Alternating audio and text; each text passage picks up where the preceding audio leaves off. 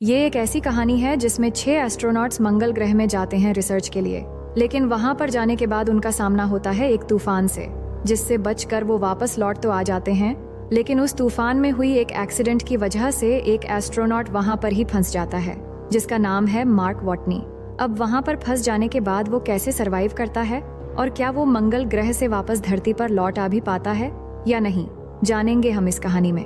Hello दोस्तों, मेरा नाम है इशिता और इस कहानी की शुरुआत होती है हमें मंगल ग्रह को दिखाते हुए, जहां पर नासा ने 6 एस्ट्रोनॉट्स को भेजा हुआ है, जिनका काम होता है वहां के मिट्टी के सैंपल्स इकट्ठा करके वापस अर्थ पे लाना, ताकि नासा के वैज्ञानिक मार्स के मिट्टी की सैंपल्स जांच कर सके। और जैसा कि हम सबको पता है कि 3.5 बिलियन ईयर्स पहले मार्स का अपना एटमॉस्फेयर हुआ करता था, और अगर तब मार्स का अपना एटमॉस्फेयर था तो इस बात के भी पक्का चांसेस है कि वहां पे कभी पृथ्वी की तरह ही काफी मात्रा में लिक्विड वाटर रही होंगी और इंसानों के रहने लायक रही होंगी। इसलिए नासा ने हर्मिस मिशन के जरिए 6 एस्ट्रोनॉट्स को मंगल ग्रह पर भेजा है, ताकि वो मार्स के मिट्टी की सैंपल्स इकट्ठा करके वापस धरती पे ला सके। और इन 6 एस्ट्रोनॉट्स के सूट में एडवांस टेक्निक्स कम्युनिकेशन सिस्टम होता है, जिससे ये धरती पर रहे नासा की टीम से आसानी से कांटेक्ट कर पा रहे थे।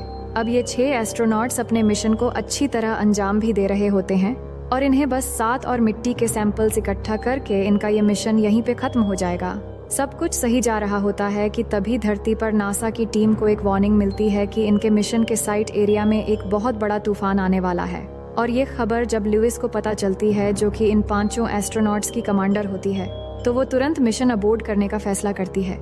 अब यहाँ पे तूफान आ भी चुका था, इसलिए लुइस हर्मीस स्पेस शटल को डिपार्चर करने का ऑर्डर दे देती है। लेकिन इसी तूफान में इनके एक साथी, जिसका नाम मार्क वॉटनी होता है, इससे एक एंटीना का टुकड़ा आकर टकराता है, जिससे वो काफी दूर जाके गिरता है।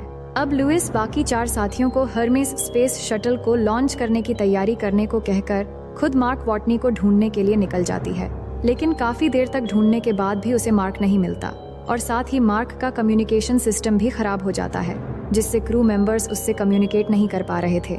इसलिए बाकी क्रूज को लगता है कि अब तक मार्क वॉटनी मर चुका होगा।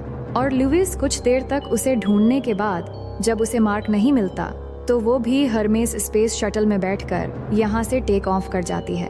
अब यहाँ पे टेक ऑफ करना इसलिए भी जरूरी था क्योंकि इस तूफान की जो विंड स्पीड थी वो 175 किलोमीटर पर आवर थी, और स्पेस शटल सिर्फ 160 किलोमीटर पर आवर की विंड प्रेशर झेल सकती थी, जिससे इनके स्पेस शटल को खतरा हो सकता था। अब इन 4 एस्ट्रोनॉट्स के यहाँ से जाने के बाद हम मार्स की धरती को देखते हैं, जहाँ पे अब तूफान शांत हो चुका है, और मार्क वॉटनी, जिसे उसके साथियों ने मरा हुआ समझकर यहाँ से निकल गए थे, वो अभी भी जिंदा होता है। साथ ही एंटीना का एक टुकड़ा उसके सूट को चीर कर उसके शरीर में घुस गया है, और उसके सूट का ऑक्सीजन लेवल भी काफी गिर चुका है, जिसके बाद वो जल्दी से क्रूज द्वारा बनाई गई बेस में जाता है, और काफी दर्द सहने के बाद वो उस टुकड़े को निकालने में कामयाब हो जाता है। लेकिन अब उसके पास नासा से कम्युनिकेट करने के लिए कोई भी विकल्प नहीं होता, तो अब वो हैब के अंदर नासा के लिए एक वीडियो रिकॉर्ड करता है, ताकि अगर वो मर भी जाए तो आने वाले मिशंस में नासा उसकी वीडियो देख पाए। वीडियो में वो बताता है कि जिस हैब में वो अभी है वो 31 दिन तक टिकने के लिए बनाया गया था, और वो यहाँ पे कभी भी मर सकता है। लेकिन मार्क को अच्छी तरह पता है कि नासा का अगला मार्स मिशन 4 साल के बाद लॉन्च होगा, और उसके पास सिर्फ 1 साल का ही खाना है, इसलिए अब उसे इस ग्रह पर जीने के लिए कुछ न कुछ करना ही पड़ेगा। वहीं दूसरी तरफ हमें अर्थ पे नासा के हेडक्वार्टर दिखाया जाता है, जहाँ नासा के डायरेक्टर मीडिया को बताते हैं कि मार्स में एक तूफान की वजह से उनको अपना मिशन अबोर्ड करना पड़ा, और टेक ऑफ करते दौरान हमारे एक बेहतरीन एस्ट्रोनॉट मार्क वॉटनी तूफान के चपेटे में आ गए, जिससे उनकी मौत हो गई, और बाकी एस्ट्रोनॉट्स अब अर्थ की तरफ वापस आ रहे हैं। ये खबर सुनकर सारी दुनिया में एक दुख की लहर छा गई, क्योंकि मार्क वॉटनी की गिनती एक बेहतरीन एस्ट्रोनॉट में होती थी। वहीं अब मार्क वॉटनी को दिखाया जाता है, जो ये सोच रहा है कि वो किस तरह मार्स पे जीवित रहेगा। वो बाकी साथियों के केबिन से खाना निकालता है और हिसाब लगाता है कि ये खाना सिर्फ 300 दिनों तक चल सकता है, और अगर वो कम खाए तो ये खाना वो 400 दिनों तक चला सकता है। लेकिन इसके बावजूद उसे 3 साल का खाना और चाहिए होगा, क्योंकि नासा का अगला मिशन 4 साल के बाद लॉन्च होगा। तो वो खुद से कहता है कि ऐसे ग्रह पे जहाँ कुछ भी नहीं उगता, वहाँ पर उसे किसी तरह 3 साल की ओर खाने का इंतजाम करना पड़ेगा। लेकिन मार्क एक बहुत ही हिम्मत वाला इंसान होता है, साथ ही साथ वो एक बॉटनिस्ट भी होता है। अब अगले दिन पूप करने के बाद जब वो फ्लश करता है, तो उसके दिमाग में अचानक एक आइडिया आता है, जिसके बाद वो कुछ आलू लेता है और उन्हें काटकर खेती के लिए तैयार करता है। क्योंकि वो एक बॉटनिस्ट होता है तो वो उस खेती के लिए परफेक्ट क्लाइमेट भी तैयार कर देता है, यानी कि एक ऐसी पॉली हाउस जहाँ वो उन तमाम कंडीशन को तैयार करता है जो कि एक पौधे के उगने के लिए सूटेबल होती है। क्योंकि मार्स की मिट्टी में न्यूट्रिएंट्स नहीं होते, इसलिए वो अपने वेस्ट को खाद की तरह यूज करता है और सारे आलू बो देता है। लेकिन उसके सामने अब सबसे बड़ी समस्या होती है पानी की। वहीं दूसरी तरफ धरती पे मार्क वॉटनी का फ्यूनरल कर दिया जाता है और पूरी नासा की टीम उसके फ्यूनरल में शामिल होती है। वही मार्क को मार्स पे अब 31 दिन हो चुके हैं और अब वो पानी बनाने का प्रोसेस शुरू कर देता है। उसके पास सैकड़ों लीटर हाइड्रोजन पड़ा होता है जो कि स्पेसशिप में ईंधन के रूप में काम आते हैं, जिसे वो इरिडियम ऑक्साइड कैटलिस्ट से गुजार कर हाइड्रोजन और नाइट्रोजन को अलग करता है और फिर हाइड्रोजन को ऑक्सीजन के साथ मिलाकर उसे एक जगह पे जलाता है। लेकिन जब वो पहली बार ऐसा करता है तो वहाँ पे ब्लास्ट हो जाता है, क्योंकि वो उस ऑक्सीजन को ऐड नहीं करता जो कि उस समय उसके सांस के दौरान रिलीज हुई थी। लेकिन दूसरी बार वो स्पेस हेलमेट पहनकर सक्सेसफुली ये काम कर देता है। इसके बाद धरती पे विंसेंट कपूर को दिखाया जाता है जो कि नासा हेडक्वार्टर में पहुंचकर नासा के डायरेक्टर से सैटेलाइट को एरिस 3 मिशन साइट एरिया की तरफ मोड़ने को कहता है। लेकिन डायरेक्टर टेडी उसे ये करने से मना कर देता है, क्योंकि अगर उन्होंने ऐसा किया तो फिर मार्क वॉटनी की लाश पूरी दुनिया को दिखाई पड़ेगी, जिससे नासा की इमेज खराब हो सकती है। लेकिन विंसेंट कपूर हार नहीं मानता और एरिस 3 मिशन साइट एरिया के कोऑर्डिनेट्स वो मिंडी पार्क को भेजता है जो कि सैटेलाइट एक्सपर्ट होती है। अब मिंडी जब सैटेलाइट के कैमरास उन कोऑर्डिनेट्स की तरफ मुड़ती है तो वो देखती है कि मिशन सेट में सारी इक्विपमेंट्स अपनी जगह से दूसरी जगह पे शिफ्ट हो गए हैं। और ये बात जब वो नासा के डायरेक्टर को बताते हैं तो वो इस बात को ये कह के टाल देते हैं कि हो सकता है कि तूफान की वजह से ऐसा हुआ हो। लेकिन विंसेंट उसे बताता है कि सोलर पैनल्स को भी साफ किया गया है और सोलर पैनल्स तूफान से साफ नहीं हो सकते, जिससे डायरेक्टर को भी पता लग जाता है कि मार्क अभी भी जिंदा है। अब ये बात नासा की डायरेक्टर्स को उलझन में डाल देती है, क्योंकि मार्क की मौत की खबर पूरी दुनिया में फैल चुकी है, यहाँ तक कि उसका फ्यूनरल भी हो चुका है। तो अब नासा किस मुंह से मीडिया के सामने ये कहेगा कि मार्क अभी भी जिंदा है। अब नासा के डायरेक्टर टेडी कहते हैं कि मार्क के बाकी क्रूज को उसके जीवित होने की खबर नहीं मिलनी चाहिए, क्योंकि वो परेशान हो जाएंगे और फिर कुछ गलत कदम उठा सकते हैं। इसके बाद नासा के एडमिनिस्ट्रेटर मीडिया को बता देते हैं कि मार्क वॉटनी अभी भी जिंदा है और वो उससे संपर्क करने की कोशिश कर रहे हैं। वही मार्क को दिखाया जाता है जहां उसे अब तक 54 डेज हो चुके हैं और इसी दिन उसे एक गुड न्यूज भी मिलती है जब वो देखता है कि जो आलू उसने बोए थे उनमें से एक आलू का पौधा उग चुका है। अब रात को मार्क हिसाब लगाता है कि नासा का अगला मिशन अरीज 4 उससे 3200 किलोमीटर की दूरी पे उतरेगा और उसे तब तक वहाँ पे पहुँचना होगा। जिसके बाद वो डिसाइड करता है कि उसके पास 2 रोवर है और दोनों रोवर मैक्सिमम 35 किलोमीटर की दूरी तय कर सकते हैं, लेकिन उन्हें चार्ज करने के लिए वापस हैब में आना पड़ेगा और यही उसके सामने सबसे बड़ी दिक्कत होती है। दूसरे दिन वो ट्राई करता है अरीज 4 मिशन सेट एरिया तक जाने का, लेकिन सूरज ढलने के बाद मार्स का टेम्परेचर -16 डिग्री तक पहुंच जाता है, जिस वजह से वो वापस हैब में आ जाता है। ऐसे ही करके वो कई दिन एरिस 4 जाने के लिए सही रास्ते का मुआयना करता है और अब वो ठंड से बचने का सोल्यूशन भी ढूंढ लेता है। दरअसल नासा ने पिछले मिशंस के जरिए मार्स की धरती पे एक प्लेटिनम बॉक्स गाड़ा हुआ था, तो मार्क उसी बॉक्स को बाहर निकालता है जो कि एक थर्मो इलेक्ट्रिक जनरेटर होता है और इसे वो अपने रोवर में रखता है ताकि उसे ठंड से बचने के लिए अपना हीटर ऑन करना ना पड़े, क्योंकि हीटर ऑन करने पर उसके रोवर का चार्ज खत्म हो जाता है। अब कुछ और दिनों तक वो यही सिलसिला कंटिन्यू करता है और आज उसे 79 डेज हो चुके हैं और अब तक उसके बोए हुए आलू भी बड़े हो चुके हैं। वो उन्हें निकालता है और बड़े आलूओं को खाने के लिए यूज करता है और छोटे आलूओं को फिर से बो देता है। वहीं धरती पे नासा की टीम मार्क तक खाना पहुंचाने की प्रोसेस पे जुड़ जाते हैं, लेकिन इस प्रोसेस में उन्हें 1 साल लगेगा, क्योंकि धरती से मार्स की दूरी अभी के समय कुछ ज्यादा होती है। इधर मार्क किसी तरह नासा वालों से कांटेक्ट करना चाह रहा है ताकि वो उनसे उनके मिशन के बारे में जानकारी ले पाए, लेकिन कम्युनिकेशन का कोई भी माध्यम उसके पास नहीं होता। तभी उसे ध्यान आता है कि 1996 में नासा ने एक मिशन के जरिए पाथफाइंडर को मार्स की धरती पे भेजा था, लेकिन बैटरी खत्म होने की वजह से वो डीएक्टिवेट हो गया था।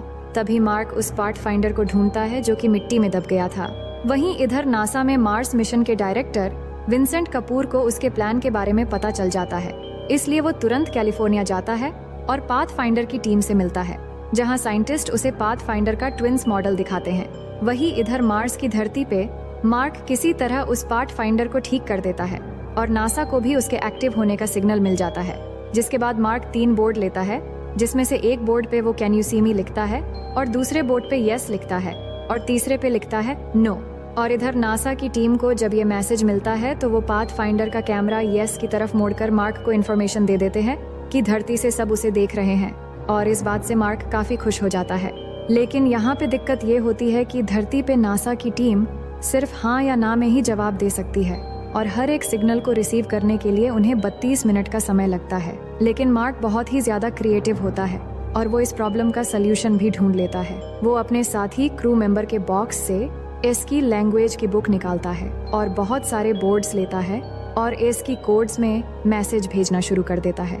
वही नासा की टीम भी उसकी तरह अपने रोवर के चारों तरफ एस की कोड्स रख देते हैं और जो भी कुछ नासा वाले उससे कहना चाह रहे हैं वो उस कोड की तरफ कैमरा मोड़ देते हैं और फिर मार्क उस मैसेज को डिकोड करता है। और एस की कोड की वजह से ही नासा वाले मार्क को सॉफ्टवेयर पैच भी भेज देते हैं, जिससे मार्क अब नासा वालों से बड़ी आसानी से कांटेक्ट कर पा रहा है। अब नासा मार्क को मैसेज भेजते हैं कि नासा उसके लिए खाना भेज रहा है ताकि वो 4 साल तक सरवाइव कर पाए। मार्क उनसे पूछता है कि क्या उसके क्रू मेंबर्स को ये पता है कि वो अभी मंगल ग्रह पे जिंदा है, जिस पे नासा कहता है कि अब तक ये बात उन्हें नहीं बताया गया। जिसके बाद में जब नासा वाले मार्क के क्रू मीट्स को उसके बारे में बताते हैं तो सारे क्रूज बहुत ही निराश हो जाते हैं, क्योंकि उन्हें लगता है कि उन्होंने अपने साथी को मार्स पर मरने के लिए छोड़ दिया था। वहीं इधर मार्क के साथ अचानक एक हादसा हो जाता है।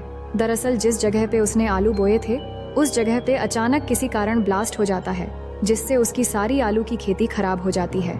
और जब नासा वालों को ये पता चलता है तो वो मार्क को 1 दिन का खाना 4 दिन तक चलाने के लिए कहते हैं। वही नासा भी अब आरिस 4 मिशन को लॉन्च करने वाला है, जो मार्क तक 4 साल तक का खाना पहुंचाएगा। लेकिन आरिस 4 के लॉन्च होने के कुछ ही देर बाद ओवरवेट और हिटिंग की वजह से वो ब्लास्ट हो जाता है और इसी के साथ नासा और मार्क की आखिरी उम्मीद भी टूट जाती है। अब मार्क को जब ये पता चलता है तो वो अपने बचने की उम्मीद छोड़ देता है, क्योंकि कई कोशिशों के बाद उसे हर बार हताशा ही हाथ लगती है। साथ ही आज मार्क को मंगल ग्रह पे पूरे 186 दिन हो चुके हैं, जिसके बाद वो अपने क्रूज को बताता है कि मेरे साथियों, मैंने हर समस्या का डट के सामना किया और अंत तक लड़ता रहा। हालांकि मैं हार नहीं मान रहा, लेकिन हमें हर तरह के अंजाम के लिए तैयार रहना चाहिए। अब सारी दुनिया में ये खबर फैल जाती है कि नासा का एरिस मिशन फेल हो गया है और अब सारी दुनिया को लगता है कि मार्क वॉटनी कभी भी वापस नहीं आ पाएगा। वहीं इस खबर को चाइनीज स्पेस ऑर्गेनाइजेशन के डायरेक्टर भी देख लेते हैं और अब चाइना ये डिसाइड करता है कि वो टाइंग सेंग बूस्टर जो उनके पास है, जिसकी टेस्टिंग सफलतापूर्वक भी हो चुकी है, वो उसे नासा को दे देंगे ताकि वो मार्क वॉटनी तक खाना पहुंचा सके। जिसके बाद वो नासा से कांटेक्ट करते हैं और अब एक बार नासा को दोबारा से एक और चांस मिल चुका है, जिससे वो मार्क वॉटनी तक खाना पहुंचा सकते हैं। लेकिन इसी बीच हम रिच पर्नेल नाम के एक जवान लड़के को देखते हैं, जो कि एक रॉकेट साइंटिस्ट होता है। रिच पर्नेल इनको बताता है कि एरिस 4 के लॉन्च होने से पहले ही वो मार्क वॉटनी को घर ला सकते हैं, अगर वो हर्मीस स्पेसशिप को ही वापस मार्स की ऑर्बिट में भेज दे। लेकिन फ्यूल की कमी की वजह से वो मार्स पर लैंड नहीं करेंगे, बल्कि खुद मार्क वॉटनी मिशन एरिस 4 के सेट एरिया में जाकर वहाँ पर मौजूद एक फ्लाइंग ऑब्जेक्ट से ऑर्बिट तक आएगा और फिर हर्मीस स्पेसशिप में मौजूद उसके साथी उसे रेस्क्यू कर लेंगे। लेकिन नासा के डायरेक्टर को उसका ये प्लान बिल्कुल पसंद नहीं आता, क्योंकि ऐसा करने से हर्मीस में मौजूद क्रूज का मिशन 533 दिन और बढ़ जाएगा और साथ ही इसमें उनकी जान का खतरा भी है। और एक ऐसे क्रू मेंबर के लिए जिसके बचने के चांसेस बहुत ही कम है, उसके लिए 5 और क्रूज की जान खतरे में डालना वाकई एक बेवकूफ़ी का काम है। इसीलिए डायरेक्टर टेडी ऐसा करने से मना कर देता है। लेकिन रिच पर्नेल किसी तरह हर्मीस के क्रूज तक ये मैसेज पहुंचा देता है, जिसके बाद एस्ट्रोनॉट्स डिसाइड करते हैं कि वो अपने साथी मार्क वॉटनी को रिसीव करने मार्स के ऑर्बिट तक जाएंगे। वहीं चाइना की मदद से नासा सक्सेसफुली बूस्टर को लॉन्च कर देता है और वो बूस्टर हर्मीस स्पेसशिप तक खाना पहुंचा देता है, जिसके बाद वो फिर से मार्स की तरफ बढ़ने लगते हैं। वहीं दूसरी ओर मार्क को दिखाया जाता है, जहां उसे मंगल ग्रह पर 219 दिन हो चुके हैं और वो 1 दिन का खाना 3 दिन तक चला रहा है, जिस वजह से वो काफी कमजोर भी हो गया है। अब हर्मीस स्पेसशिप में मौजूद उसके साथी उसे बताते हैं कि वो आरिस 4 के मिशन साइट एरिया में जाके उस फ्लाइंग ऑब्जेक्ट तक पहुंचे, जिससे वो ऑर्बिट तक आ पाएगा। जिसके बाद मार्क अपने रोवर में उस एरिया तक जाने के लिए निकल पड़ता है। वो सुबह अपना सफर शुरू करता है और फिर दिन में बैटरी को चार्ज करता है और ऐसे वो रोज करता है और कई दिनों के बाद वो एरिस 4 मिशन साइट एरिया तक पहुंच जाता है। लेकिन यहाँ पहुंचने के बाद उसके सामने एक और प्रॉब्लम आता है। वो ये है कि फ्लाइंग ऑब्जेक्ट को मार्स की ऑर्बिट तक ले जाने के लिए उसका काफी वजन कम करना पड़ेगा। इसीलिए नासा का प्लान होता है कि फ्लाइंग ऑब्जेक्ट के काफी सारे पार्ट्स हटा के उसका कुल वजन कम से कम 5000 किलो तक होना चाहिए, जिसके बाद ही वो मार्स की ऑर्बिट तक पहुंचेगा। जिसके बाद मार्क को ऐसा ही करना पड़ता है, उसे फ्लाइंग ऑब्जेक्ट से ज्यादातर सामान को उतार कर बाहर फेंकना पड़ता है। और अब मार्क एक ऐसे फ्लाइंग ऑब्जेक्ट से अंतरिक्ष में जाएगा जिससे अंतरिक्ष तक पहुंचना बहुत मुश्किल है, पर मार्क को ऐसा ही करना पड़ता है। वहीं पूरी दुनिया की नजर इस मिशन पर होती है और मार्क टेक ऑफ करता है और अब उसका फ्लाइंग ऑब्जेक्ट अंतरिक्ष की तरफ उड़ना शुरू हो जाता है और वो अंतरिक्ष में पहुंच जाता है। उसके साथ ही उसके क्रू मेंबर्स रेडियो के जरिए कम्युनिकेट करने की कोशिश करते हैं, पर वो दबाव की वजह से बेहोश हो गया होता है, इसलिए बात नहीं हो पाती और सब परेशान हो जाते हैं। पर कुछ देर बाद उसे होश आ जाता है और सब बहुत खुश हो जाते हैं। अब यहाँ पर एक और मुसीबत होती है कि मार्क की फ्लाइंग स्पीड बहुत तेज होती है और उसे पकड़ना इतना आसान नहीं है। मार्क बोलता है कि मैं अपने स्पेस सूट पर छेद करूंगा और उसमें से जो हवा की प्रेशर निकलेगी उससे मैं अपने आप को दिशा देकर तुम तक पहुंच जाऊंगा, लेकिन उसके साथ ही उसे ऐसा करने से मना करते हैं। वही हर्मीस स्पेसशिप की स्पीड भी बहुत तेज होती है, इसलिए उन्हें वहाँ बॉम्ब बनाकर अपने स्पेसशिप का एक हिस्सा ब्लास्ट करना पड़ता है, जिससे उसकी स्पीड भी कम हो जाती है। और अब उन्हें मार्क अपनी ओर आता हुआ दिखाई देता है और स्पेसशिप की कमांडर लुइस एक फ्लाइंग चेयर पर बैठकर मार्क को पकड़ने के लिए जाती है, पर जिस रस्सी से वो बंधी होती है वो कम पड़ जाती है और मार्क तक पहुंचना नामुमकिन हो जाती है। लेकिन तभी मार्क यहाँ पर वही करता है जो उसने कहा था। वो अपने स्पेस सूट पर छेद करता है और अपने फ्लाइंग ऑब्जेक्ट को छोड़ देता है, जिससे उसके स्पेस सूट से निकलने वाली हवा के प्रेशर के जरिए वो अपने आप को दिशा देता है और किसी तरह से लुइस तक पहुंच जाता है। लेकिन जैसे ही लुइस उसका हाथ पकड़ने वाली होती है तो वो उसके हाथ से छूट जाता है, लेकिन जिस रस्सी से वो बंधी होती है मार्क उसी रस्सी को पकड़ लेता है और इस तरह से ये मार्क को वापस अपने स्पेसशिप में ले आते हैं और मार्क की जान बच जाती है। और इतनी मुश्किलों का सामना करने के बाद जब वो अपनी दुनिया पर आता है तो वो एस्ट्रोनॉट्स का एक इंस्ट्रक्टर बन जाता है जो उन्हें ये सिखाता है कि दूसरी दुनिया में जिंदा कैसे रहा जाता है। और इसी के साथ ये फिल्म यहीं पर खत्म हो जाती है। तो दोस्तों, ये कहानी एक नॉवेल पर आधारित है जिसकी फिल्म रिलीज हुई थी 2015 में और दर्शकों ने इसे खूब पसंद भी किया था। इसके IMDb पर रेटिंग्स है 8.0। तो फ्रेंड्स, ये कहानी आपको कैसी लगी हमें कमेंट में जरूर बताना और साथ ही हमें लाइक और सब्सक्राइब करके सपोर्ट करना मत भूलना।